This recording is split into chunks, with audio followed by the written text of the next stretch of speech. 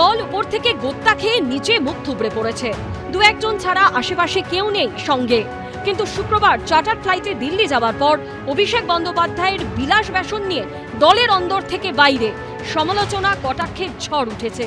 দলের 20 জন সাংসদ এনসিপিআইতে মিশে যাবার পর শুক্রবার স্পিকার ওম বিড়লার সঙ্গে বৈঠক করেন অভিষেক বন্দ্যোপাধ্যায়। আমি লোকসভার তৃণমূলের দলনেতা হিসেবে পৃথকভাবে 20টা ডিসকোয়ালিফিকেশন পিটিশন আজকে মুভ করেছি। যারা যারা তৃণমূল কংগ্রেসের প্রতীক চিহ্নে নির্বাচিত হয়ে এনসিপিআই নামক একটা দল, যার কথা কোনোদিন আজ পর্যন্ত কেউ শোনেনি, সেই দলে যারা নাম লিখিয়েছে বিজেপির থেকে অর্থের বিনিময়ে এবং নিজেদের পিঠ বাঁচানোর কারণে, তাদের প্রত্যেকের বিরুদ্ধে আমরা ডিসকোয়ালিফিকেশন পিটিশন মুভ করেছি। গত রবিবার তৃণমূলের বিদ্রোহী সাংসদরা স্পিকারের সঙ্গে দেখা করে এনসিপিআই বা ন্যাশনালিস্ট সিটিজেন্স পার্টি অফ ইন্ডিয়ার সঙ্গে মিশে যাওয়ার কথা জানিয়ে চিঠি দেন। তার কয়েক ঘন্টা আগেই তৃণমূলের লোকসভার নেতা অভিষেক বন্দ্যোপাধ্যায় চিঠি নিয়ে লোকসভার অধ্যক্ষের কাছে যান তৃণমূল সাংসদ কীর্তি আজাদ ও সাগরিকা ঘোষ। যে চিঠি তারা পৌঁছে দেন তাতে বলা হয়, তৃণমূল একটি অখণ্ড রাজনৈতিক দল, আইনত তৃণমূল একটি। তৃণমূলের সংসদীয় দলের মধ্যে কোনো পৃথক গোষ্ঠীকে যাতে স্বীকৃতি না দেওয়া হয়। তৃণমূলের বক্তব্য না শুনে কোনো সিদ্ধান্ত নেবেন না, স্পিকারকে চিঠি দিয়ে আর্জি জানান তৃণমূলের লোকসভার দলনেতা অভিষেক বন্দ্যোপাধ্যায়। আর শুক্রবার 183 সাউথ অ্যাভিনিউয়ে নিজের বাসভবন থেকে সংসদ ভবনের উদ্দেশ্যে রওনা হন অভিষেক বন্দ্যোপাধ্যায়।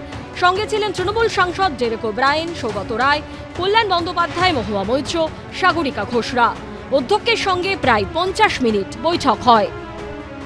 ওম বিড়লার সঙ্গে বৈঠকে অভিষেক বন্দ্যোপাধ্যায় 20টি আলাদা আলাদা পিটিশন তার সামনে পেশ করেছেন, যেখানে যে 20 জন বিদ্রোহী সাংসদ এনসিপিআইতে দল মার্চ করে চলে গিয়েছেন বলে জানা গিয়েছে, তাদের সদস্য পদ খারিজ করার জন্য আবেদন করলেন লোকসভার দলনেতা অভিষেক বন্দ্যোপাধ্যায়। যতক্ষণ না 2/3 of the political party decides two merge, দুটোই সংবিধানে লেখা রয়েছে।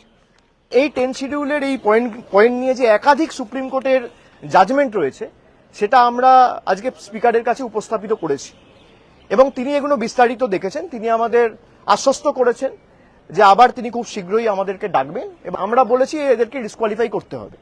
আমরা আশাবাদী যে স্পিকার নিশ্চয়ই তাদেরকেও ডেকে আমরা যে কথাগুলো বলেছি তাদের থেকে সদুত্তর চাইবে। বুক চিরে দেখাবেন ওনার বুকের ভেতরে রাম লক্ষ্মণ সীতা বাস করে।